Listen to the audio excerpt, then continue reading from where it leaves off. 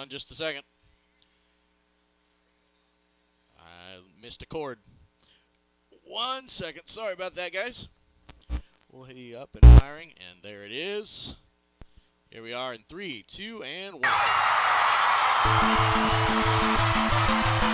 Ladies and gentlemen, welcome to tonight's main event, the Eating Leather Podcast, sanctioned by the Sports Narrative Network. Let's meet the combatants. In this corner, weighing in at a svelte 300 pounds, Brian, the paper champ, Kenny. And in this corner, weighing in at 195 pounds, your host and cruiserweight champion of the world, Dynamite, Darren Boyd.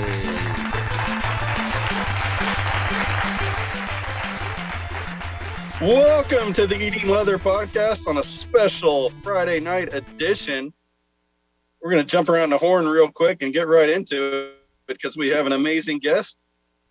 First of all, we're joined by the great Abe G. Abe, what is going on? What's up, guys? What's going on? A beautiful January day here in Dallas, Texas. It made it up to 60 degrees, which is probably a lot better than where you're at.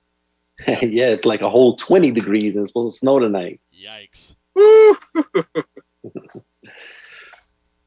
And of course, we can't get the show off the ground without our esteemed producer, the legendary, the one and only, the sports narrative, Mr. Jeff Bowers. How are you, sir? I'm good, gentlemen. It's a fun night to be talking a little boxing, and of course, the star of the show is the man you are about to introduce, my friend. And we will get right to it right now with the champ, Mr. 41-4, Showtime commentator, a man gracing us with her presence, the Diamond, Raul Marquez. How are you, sir? And thank you so much for popping on. I love the introduction, man. You got it down, and I love the title of your show, Eating Leather. I've ate a lot of leather back in my days too, So, but anyways, happy to be back on. We finally, had the right time, the right day, and I know that I've been busy with with Showtime and my gym and my son's training and just being a father. But I'm happy to be on with you guys, man. It's exciting.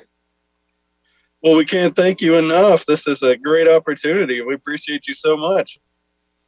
Now, I'm going to nerd out and do a little deep dive into your career and hit you with some names you probably haven't thought about in a long time. And then Abe will hit you with some not generic, but general boxing questions. And, of course, we got the earth-shaking news today of the Tyson Fury purse bid of $41 million, which we will definitely talk about. That is insane. Yeah. Insane, yeah. But that's that's big money. I mean, the big money for anybody. I mean, it's. You were making that kind of money on Tuesday night fights, were you, sir? Yeah, I wish. You got a few food vouchers and a couple $100, I'm sure, back on Tuesday night fights back in the day. The good old days, man. But that's when real fights, and remember the Blue Horizon. Everybody. Oh yeah. And plus USA Tuesday night fights, man. You couldn't go wrong. It was fun. Well, you see, my Twitter avatar is a USA Tuesday night fight hats that Brad Jacobs, the great Brad Jacobs, gave me, but way back in the day. So I've had that hat for way too many decades. But yeah, that is what it is. All right, so let's do a deep dive. Of course, again, you're a champ, 41-4. Now, as normally, like a lot of generic boxing shows, they like to do generic, all right, what was your best fight? What was your worst fight? Blah, blah, blah. I like to do a deep dive. So we're going to go back and do a few names that you fought coming up along the way that I've actually seen in person and encountered over the years, if you still recall those. Okay. I will. I should. All right. Now, a guy I saw multiple times when I went to many Tommy Morrison fights from watching at Top Rank was Skipper Kell. what do you recall about the Skipper Kelp fight on USA Tuesday Night Fights? My man Skipper Kell. First of all, we go way back. I mean, even before we fought, he was the top amateur on the national team. And he used to cut my hair at the Olympic Training Center. He used to cut everybody's hair. Yeah, he used to cut my hair. And he turned pro before the Olympics. I went on to the Olympics in Barcelona, Spain, but I know he turned pro like in 90, maybe something like that. It was way before the Olympics. But what happened with that fight, I remember I was supposed to fight someone else, and I don't recall who I was going to fight. I know it was a tall, lanky guy, and I don't remember his name, but it was for the USBA title. And that fight was as a matter of fact, it was in Norfolk, Virginia. Pernell Whitaker was doing an exhibition. Sweet Pea Whitaker, yeah, which I sparred many rounds, and I was in camp with him many times. And I remember when Lou Duva came into my room, it was the week of the fight, and he says, whatever guy I don't remember the guy's name that I was going to fight for the USBA title. He said, but he's off. You're not going to fight this guy. And I don't know how you're going to feel about fighting this guy, but you know him and you guys are friends. I said, man, just tell me who it is. I mean, because I wonder who it is. He said, how do you feel about fighting Skipper Kell? I'm like, oh man. Hey, if I gotta fight Skipper Kell, I gotta fight Skipper Kell for the USBA title. If I gotta move up in the rankings, I gotta do what I gotta do.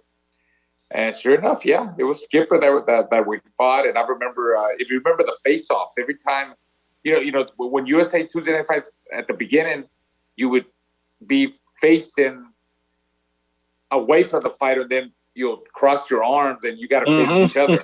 So every time we did that like 3 or 4 times. Me and Skip couldn't get right, man. We just kept laughing. Every time when it was time to cross and us look at each other, we just busted out laughing, man. We just couldn't get it right. And that was the whole story, that because we were friends and he used to cut my hair. We came up together in some kind of way in the amateurs. But once that bell rang, man, it was all business. I had to do what I had to do. I knew I had to look out for his left hook because I remember Skip, man, had really good power in his left hand. He had that left hook. I remember him knocking out guys in the amateurs with the left hook, like cold, just knocking them out. So he had a real good left hook. So I had to look out for that. And I had a really good camp in Virginia Beach. That's where Pernell Whitaker's camp when I was with the Duvas, and it was a good win for me. I beat Skip unanimous decision. And, then I moved forward from there. Now you're sparring with Sweet Pea. What was that like? I can only imagine. Oh, man. I sparred Sweet Pea so many times. I mean, my respects to that man. I learned a lot from him. He to me, he is one of the best pound for pound in the history of boxing. I mean, his defensive skills, I mean, the way he moved, the way he used his jab, the way he dissected with his jab, he jabbed everywhere. He gave you angles from punch from different angles, good respectable power. It was a great experience sparring with him. I mean, I used to go in there with him early in my career, even as an amateur. As a matter of fact, the first time I sparred Pernell, I was still an amateur. I was a top amateur, and we got into it. I was the top guy, national champion. I mean, I was very confident, if you want to call it cocky, but it was more confidence. I sparred him 4 rounds at Virginia Beach, and he was testing me, and we got into a wrestling match. I remember Georgie Benton, Lou Duva, Ronnie Shields, they all had to jump in the ring and kind of stop us, because he was testing me. He was messing with me. After that, he sat me down. He says, "Hey, man, you're gonna be all right. You're gonna be good. I respect you. You're a top guy. You're gonna make the Olympic team." He gave me some good advice. He was just testing me, see if I had the dog in me. Obviously, he saw that I did have some dog in me. I didn't let him intimidate me because it was Pernell Whitaker. But I mean, I learned so much from that guy. I mean, I remember when he used to spar 12 rounds. I was in camp with him in Fort Pierce, Florida, in San Antonio, in Virginia Beach, Virginia. He was spar 12 rounds, man. 12 rounds. 4 rounds with me, 4 rounds with another guy, 4 rounds with another guy, or sometimes 4 rounds with the first guy. Then I'd come in the middle, and the guy did not get tired. I mean, he was really focused. And it's sad, what happened to him, how he died. Yeah. I have a lot of good memories from him. Like I said, my respects to one of the best, Pernell Sweet Pea Whitaker. Did you ever just come out of those sparring sessions just shaking your head like, oh my gosh, I got to take my game to a whole other level? Oh, absolutely, man. It was hard to hit him. It was really hard. You know, he's just very elusive. He just knew how to control the ring. You know, he knew how to control the pace of the fight. And it was because I think it was because of his jab. You know, he had a really good jab. I think the jab is very important. In boxing, everything comes off the jab. You know, you set up your combinations, and you know you could blind people with your jab, and then let your combinations go. And he was just a very smart fighter, very technical fighter, and like I said, with respectable power. And I thought he was one of the best fighters that I have ever sparred, and I learned a lot from Fernando. If you want to be the best, you got to spar with the best. That's for sure. Absolutely, for sure, man. That's the way it goes. I mean, my son who's coming up, you know, we try to get some good sparring. And I said, sometimes you got to get tested. You know, you got to spar this kind of guys that are going to take you to the next level. You can't always be dominating inside the ring. You gotta every now and then get your butt whipped, you know, and learn from your mistakes, and that's the way you're gonna get better and see what kind of heart you got. See if you got that, you know, that dog in you. You know, you have to have that dog in you in boxing, because basically if you don't have any balls, man, I mean, boxing is not for. You gotta have balls, man. What else? How else can I put it? I was gonna say you're gonna stand in there. Now I've only got a few more minutes to nerd out before we have to switch over to general questions. But tactically, for you, what was a fight that you recall that you came in with a game plan, and then you got into, you know, third, fourth, fifth round, and then tactically you said, well, all right, we're gonna go ahead and change the game plan up. What was one of those that you were the most proud of? Actually, I mean, it was a fight that I lost when I fought Fernando Vargas. You know, Fernando Vargas. I fought him at his best, man. I mean, he was very, very sharp. You know, very strong, fast, crisp combinations, good angles. You know, of course, my plan was to attack. I mean, I had to attack the guy, but I just could never find him. And I want to say by the third or fourth round, I was like, man, this is gonna be tough. It's gonna be hard for me to. And the only way that I couldn't change the game plan. I mean, the only way that I'm gonna beat this guy is to close that gap and get close to him and get him inside. You know, that my game was an inside. You know, body up, but it was like he was there, and just like that, he was gone. You know, and off of that, he's throwing 3 or 4 press combinations. He just fought a very intelligent fight.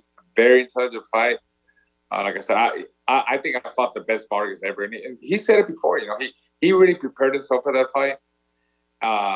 He was ready. He was really determined, and he wanted to beat me. You know, because we had some beef because I trained up in Big Bear. Oscar Del Rio let me use his gym, and him and Oscar had a beef. Yeah, I don't know if you remember that.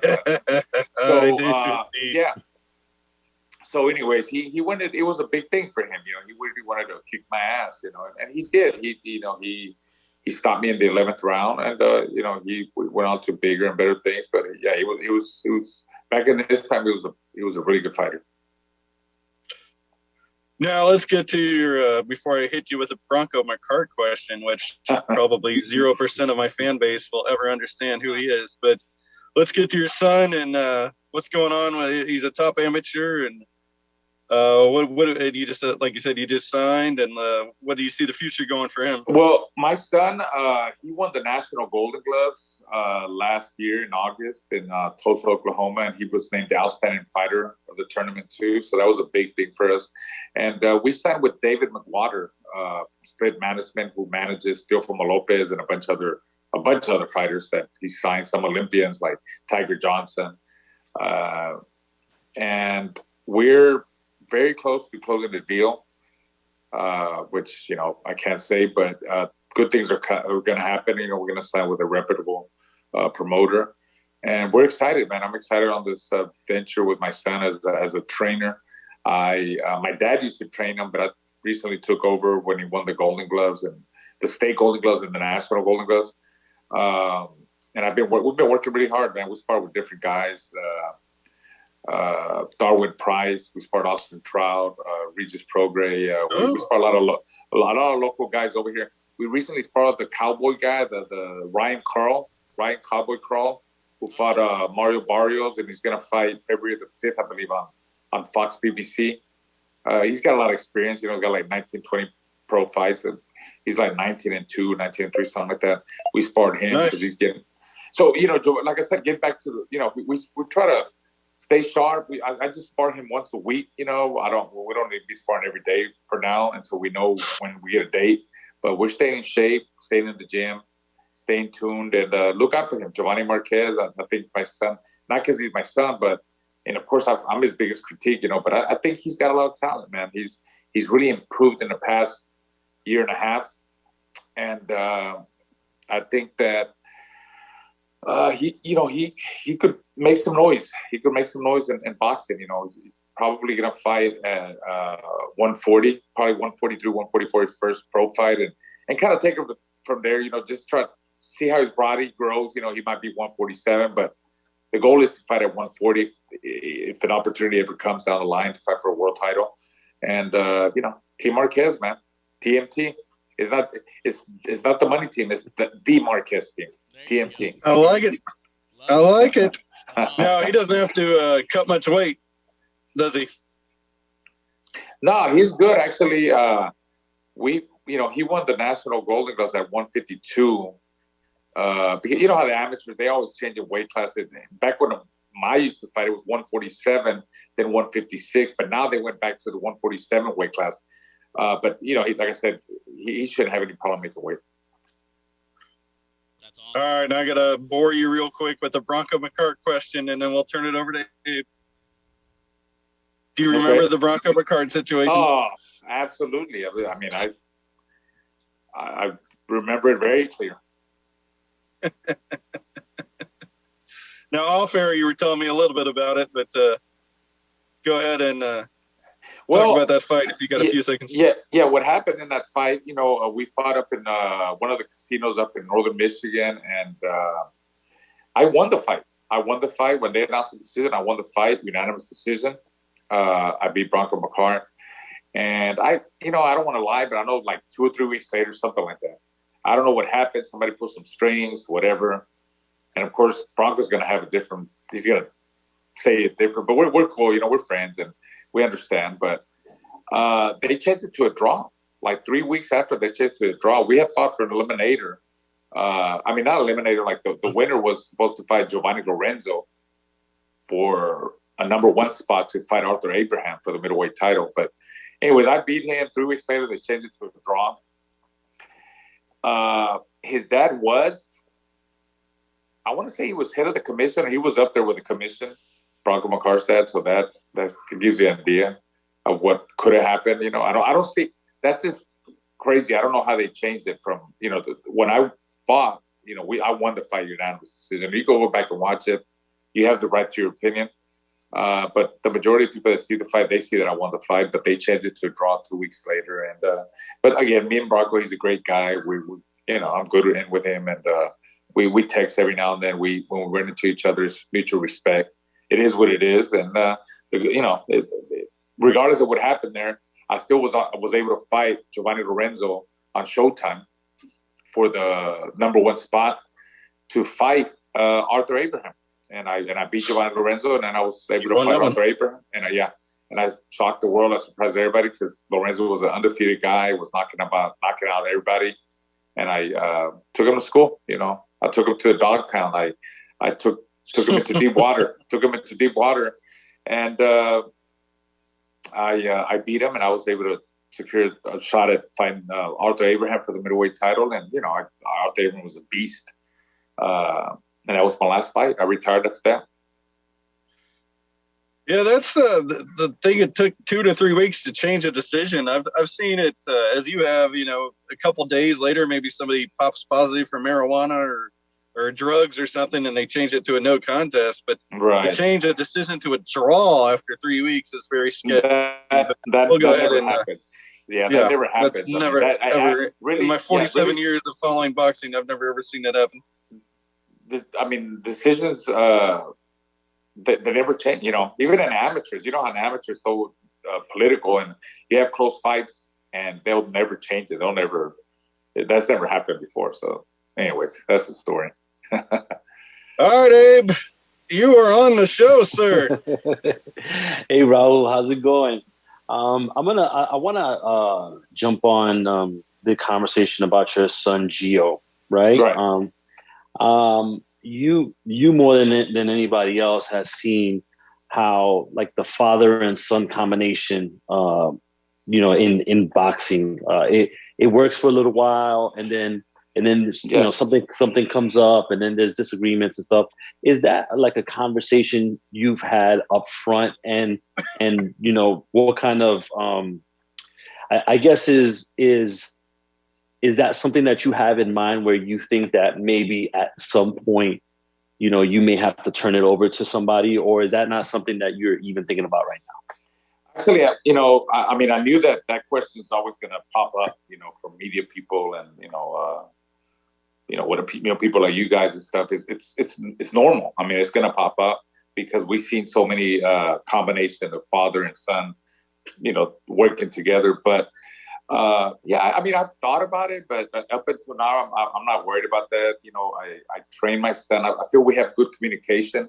I let him tell me how he feels. I'm not the type of guy that, I'm a control freak, like where, it's either my way or the highway. He's got the right to express himself too, like, give me ideas or what does he think,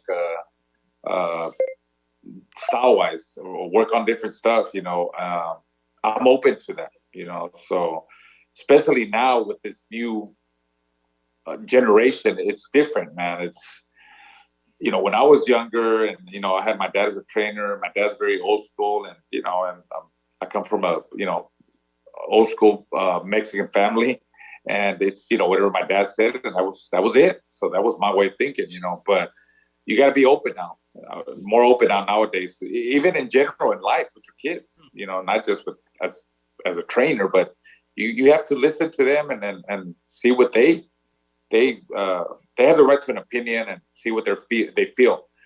But I've always told my son, listen, I was a fighter. I was a top amateur. I fought a lot of top guys. I mean, I won national titles. I went to the Olympics, and, I did pretty well as a pro. I mean, I was a world champion. I felt I could have gotten further, but, my face wouldn't hold up. And also, we made some bad management moves, I feel. I feel that we made a couple of bad decisions.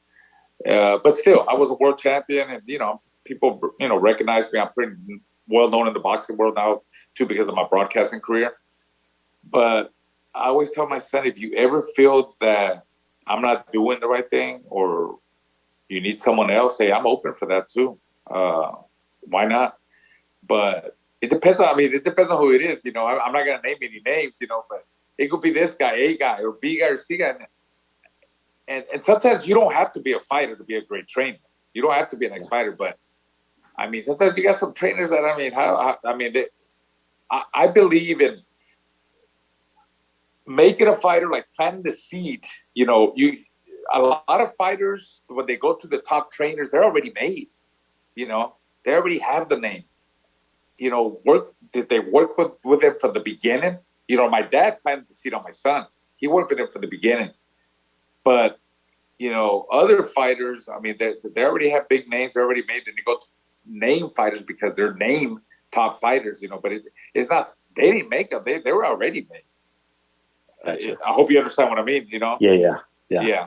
So, but we'll see how my son, develops. And if I feel like one day I need help from another trainer, or he feels that we need to bring someone in, then we'll talk about it. But in the meantime, I said, look, I tell my son, there's nobody that's going to train you. I mean, I go in the ring with him. I go in the ring with him. I spar with him to the body, to the body. Yes, to the body. We don't go to the head. And let me tell you something, man. It's not easy. I'm 50 years old, but I try to stay in shape, and I spar with him 3 or 4 rounds because I truly believe that you got to feel that distance.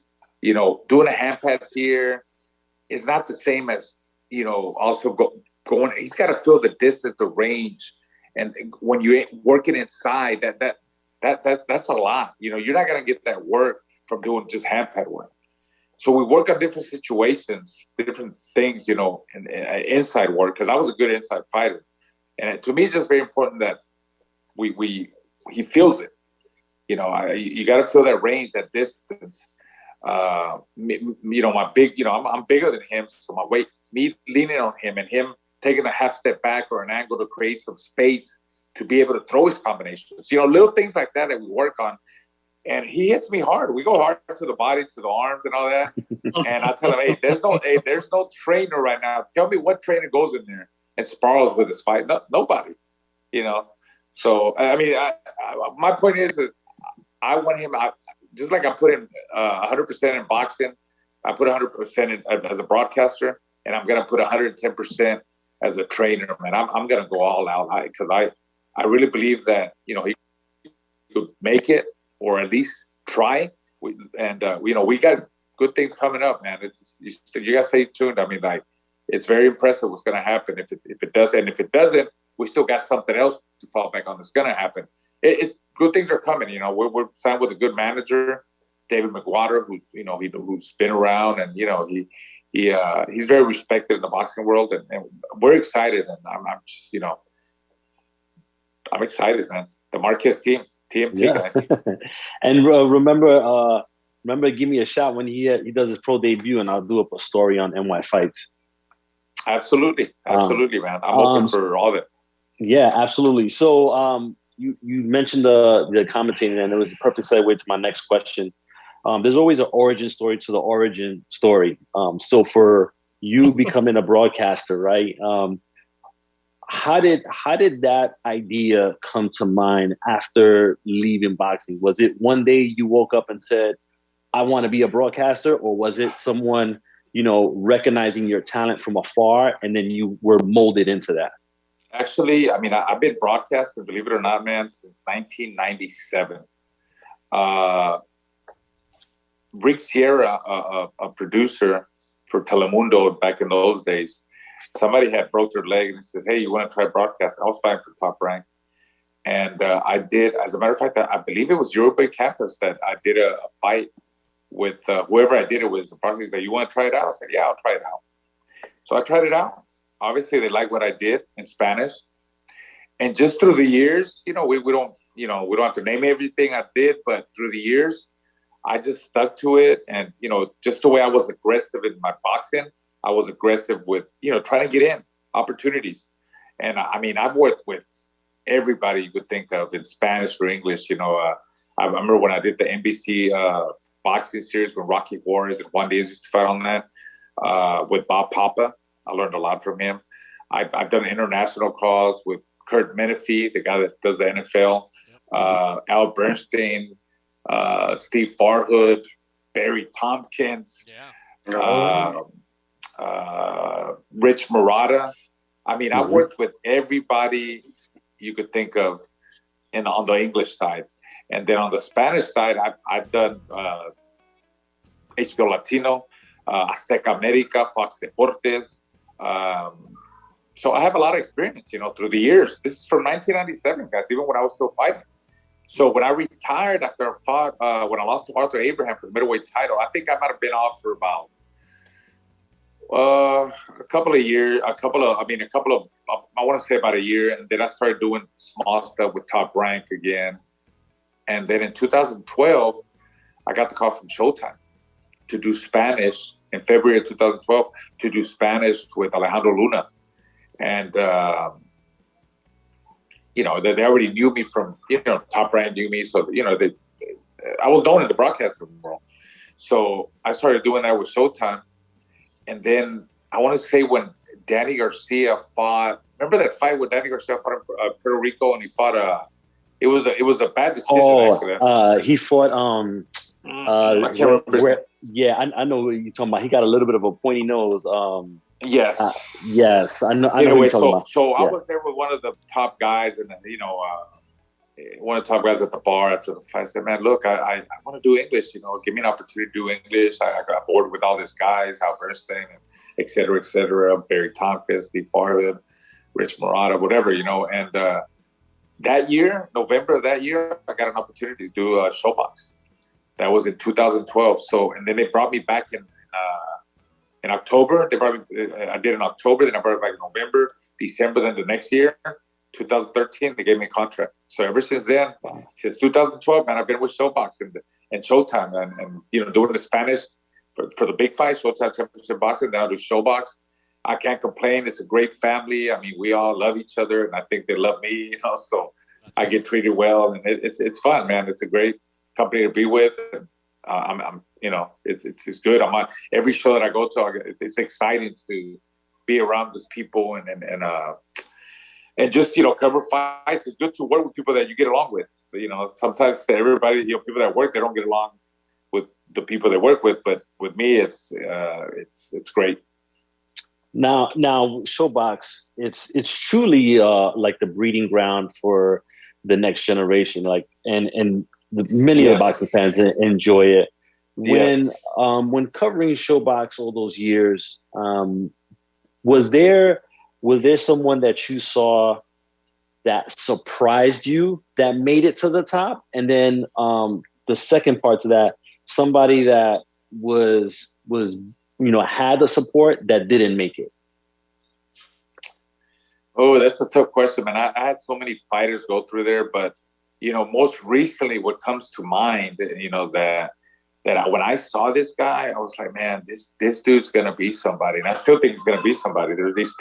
He's already up on championship boxing, and I don't mean to ignore your question. It's just like so many fighters that come to there, and it's hard to remember every one of them, But Jaron Ennis, he grew up on Showbox. And when I saw him, and I know his dad, we go way back, I think very highly of him, because he's very elusive. I mean, the way he switches from right to lefty without you even knowing, and just punches from different angles with power, and when he hurts you, he's got that killer instinct. I'm very impressed by him. Another guy that's coming up is Brandon Lee. That's another guy that I like. He's got power. He's got real willpower. His last fight, the guy was giving him some problems, and I was thinking, man, he's finally fighting a guy that is taking his shots. And then all of a sudden, boom, explosive, and he got him out of there.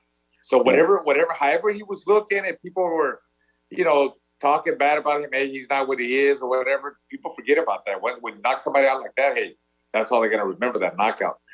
But yeah, I just can't think of somebody right now that one of the Russian guys, man. I've always thought highly of them, like Erenchenko. Vladimir Erenchenko, who fought Charlo, who fought Triple G. Mm-hmm. Every time I saw him, I really thought highly of him too. I thought he would go places, but he fought some tough guys, man. He gave Triple G a really good fight who a lot of people thought he won. But he came out on show. Erenchenko, he came up on Showbox. The guy that Montana loved, Baranchek. Baranchek, yeah. That's one guy. Hey, listen, I'm an aggressive, style-minded fighter, so I'm gonna like those kind of fighters. Baranchek, I've always thought he would make it somewhere, and obviously he hasn't. That's a good example of where you were asking me. Yeah. He's got a lot of heart. He's a Tony Holden guy, isn't he? Yeah, Tony Holden, yes. Recently, the last fight we did, I mean, he, with Montana Love, man, he got whacked up bad. It was, I think it was on the undercard of one of the Jake Paul fights. Yeah. Yeah. So that's a guy that I really thought highly of, because, they come from Russia, and these guys are really disciplined. They're hungry, man. They don't mess around. He had a big amateur pedigree too, because I'm real big on amateur pedigrees, and I thought he would make it somewhere. But I think I remember Tony Holden saying that that he wasn't going to fight anymore after that fight. But I've seen him back. I got him on Instagram. He's training and stuff. So I don't know what's going to happen. But I mean, that was a brutal fight, man. The way he got knocked down, the way he got stopped, it was. And that's not the only fight that's been like that. When he fought the other Mexican guy on ESPN, was a top-ranked show, the Fight of the Year candidate or Fight of the Year. Oh, remember that fight? When they were both going down and all? Jesus Christ, that was... Like 7 knockdowns.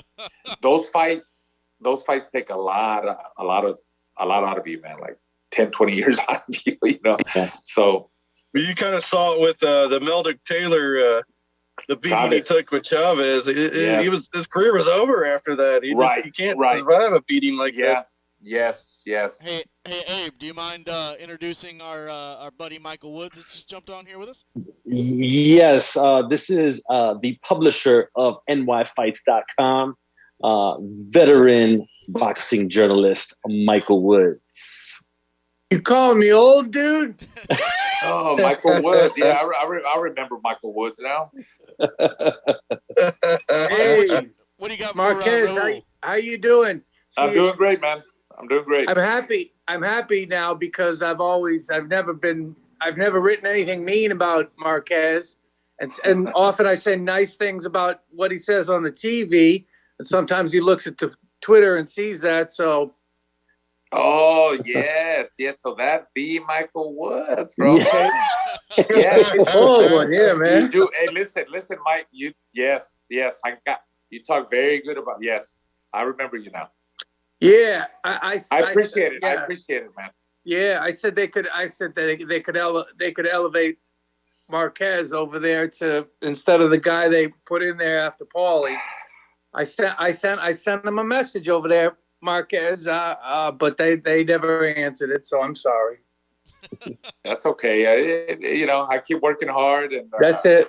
My time's gonna come, man. My time's gonna come. That's it. 100%. Your time came in the ring, and then now ringside, same thing. And I'm just glad that people like you, and you're not the only one that you see it. I appreciate it, man. Yeah. I really do. That's awesome, man. You're a classy guy, classy and smart too.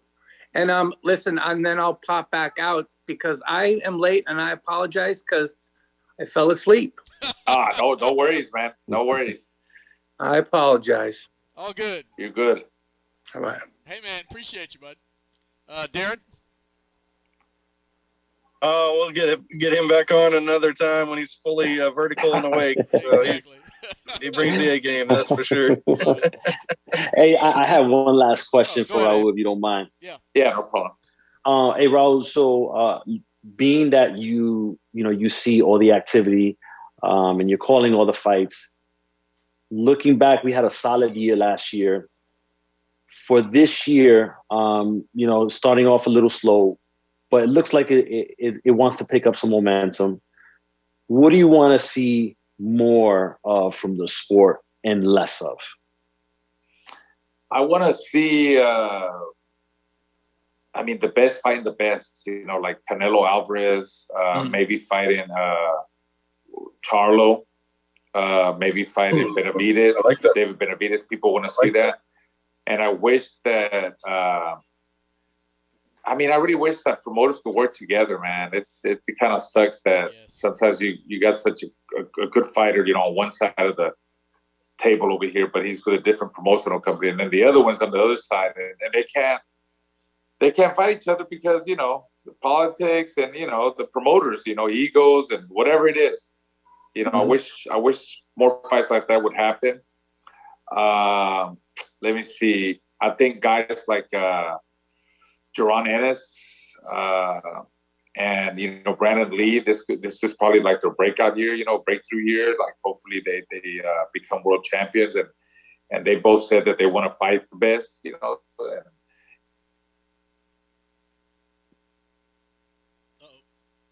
It's competitive fights and fighters. I know this business too. Now.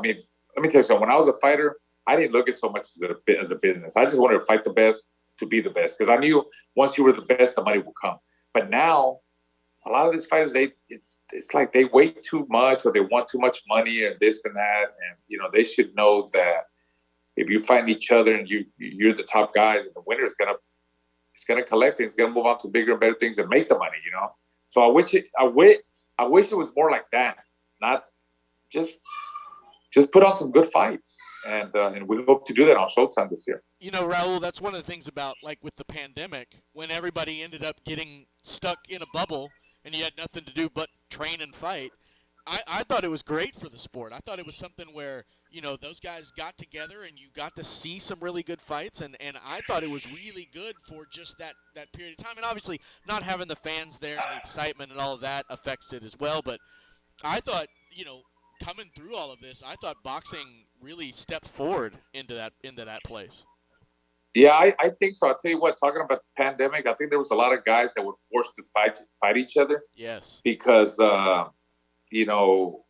they needed the money. They needed the money. And if you didn't take it, if you didn't take the fight, there was somebody in line already waiting to take that opportunity.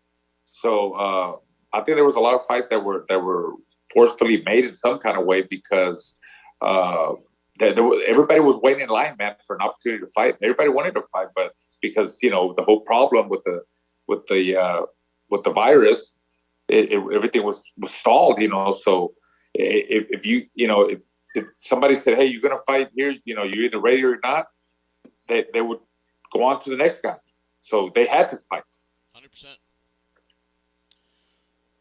All right, Raul, I can't leave you without asking you, because our official prospect on the show is the great Xander Zayas, 11-0, 9 KOs, fights out of Puerto Rico at 154. He just moved up. Have you seen him, and do you have any comments on him?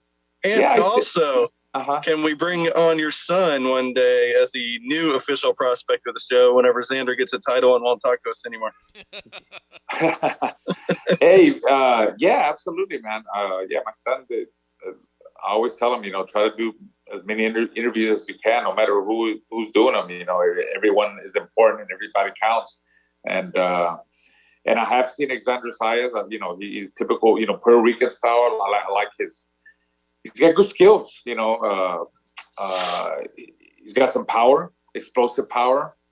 I still think that he needs that test. He needs that fight, that one fight, and I don't know who's going to be to really, make that bigger jump. But he's definitely a hot prospect to look at. He's got good speed. He's very disciplined.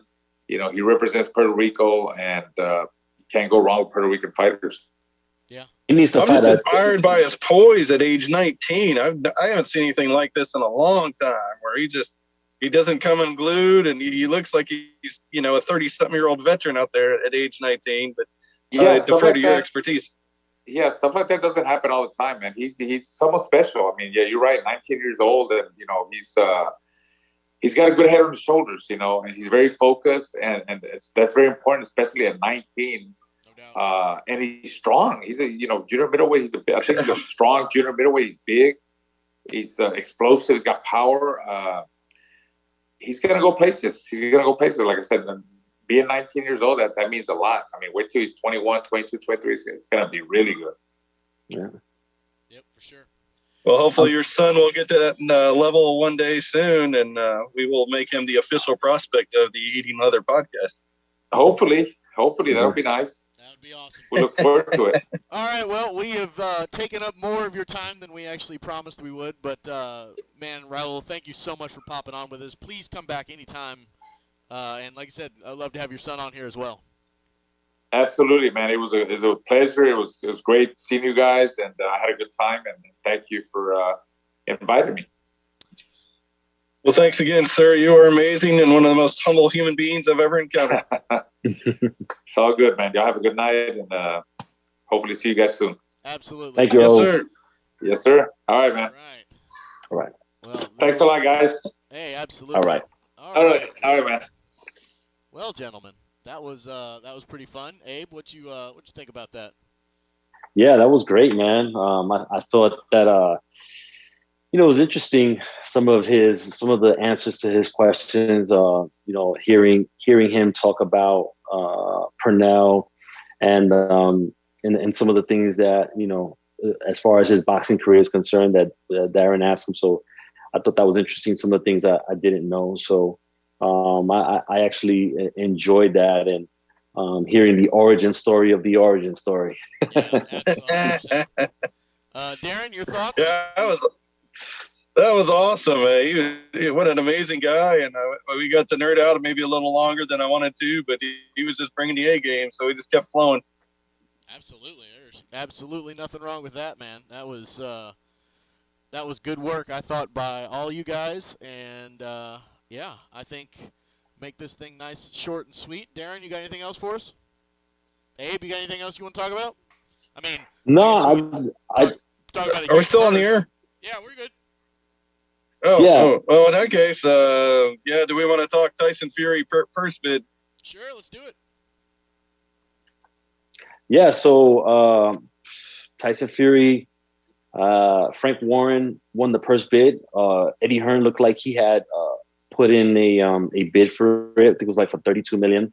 But obviously Frank Warren's bid won for 41 something. And they have, I'm looking on my post here, they have a bonus of 10%. Let me see. It's a yes. So they have a 10% to the winner. There's a 10% bonus to the winner of that fight. That's pretty amazing. I think Fury's supposed to get $32 million or something from the 80-20 split or something outrageous. Wow. Yeah, $32 million, and then Dillian White would get eight and change. Must be nice. Yeah, I mean, to be honest with you, I don't know. I think that I think Joshua and Dillian White might have overplayed their hand. I wonder if Dillian White was going to get that amount or just a little more just to sit out. And Joshua, if the rumors were true that he was offered between 15 and 20, then, him passing up on that at the 11th hour to go against Usyk and potentially lose and not even make half of that in fights coming after that. So I don't know. I think it's a big gamble. Well, sometimes you got to bet on yourself. Yeah. Absolutely. Yeah, you're right. But if he loses to Usyk back to back, He's done. He's cooked. He's cooked. He becomes Chris Arreola Part 2. Yeah, but he could have cashed in a $15 million ticket, sat out. If you want to write me a $15 million check, not to work, I'm here for you. I'll send you all my routing number right now. That's what I'm saying. I'm like, how do you? I don't know. How do you pass that up? I know there's a lot of like ego and all that stuff that is involved. But shit, man, like 15. I'm sorry, but I know it's a family show. I'm sorry. $15 million. Oh man, give me $15 million. All right, I got some headlines for you. Got the headlines for you boys to react to. Teofimo Lopez and Arnold Barboza Jr. in the works for April or May.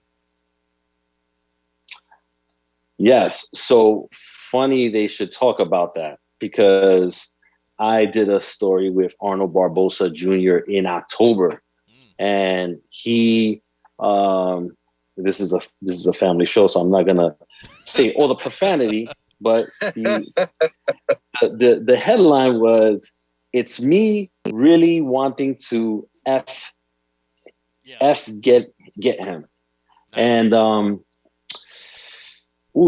he has been wanting this fight, and that was before the Kambosos fight, right? So he's been wanting this fight for a while, and honestly, not to pat myself on the back, but I feel like that article kind of started the wheels on that fight. Absolutely, 100%. Take credit, bud. That's what you're here for. Own it. All right, some other headlines here. You do a heck of a job. You got a podcast that I am going to. We got some NFL stuff tomorrow that I got to do in the morning, but I am definitely getting around to your Jamal Herring, former Marine podcast. I can't never say former Marine. Once a Marine, always a Marine podcast. Go ahead and give us a few tidbits on that because I think that should be mandatory listening. Yes, so I appreciate that. The Boxing Rush Hour show, it's available on all the streaming platforms, audio podcast only. Yes, this week's guest was Jamel Herring, Marine veteran, Jamel Herring, former WBO champion. And he has a book out called The Fighting Marine, and we talk about that. We talk about him sliding into Eddie Hearn's DMs and his next chapter of his boxing career. Dude, that's amazing. Awesome. Okay, more headlines. Demetrius Andrade and Zach Parker ordered to start negotiations at the 168 for the WBO title. Yeah, I was talking to Demetrius last night. I was supposed to call his dad today to set up an interview, and I failed because I've been busy. But I will call, and we'll get that set up, get him on the air. Yeah, that'd be amazing. What do you think about that fight, though, Darren?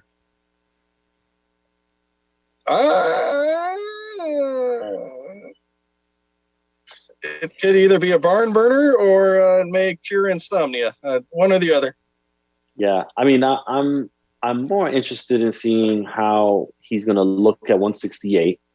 But on the flip side, I'm interested in seeing how the 160-pound WBO picture now looks. Like, who gets to fight for that title? And how does that play into everything? 100%. A fight Because mentioned by our... I just want to add something real quick, because Sergio Martinez is ranked number 4 in the WBA. Just saying. Nice.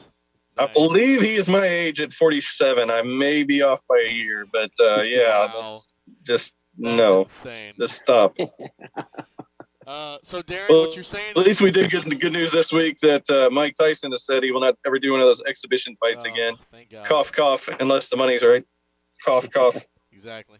All right, so a fight that our esteemed guest Raul Marquez mentioned or talked about, but Kambosos and Haney says talks are stalled, that they're maybe talking either Lomachenko or Ryan Garcia as a possible opponent.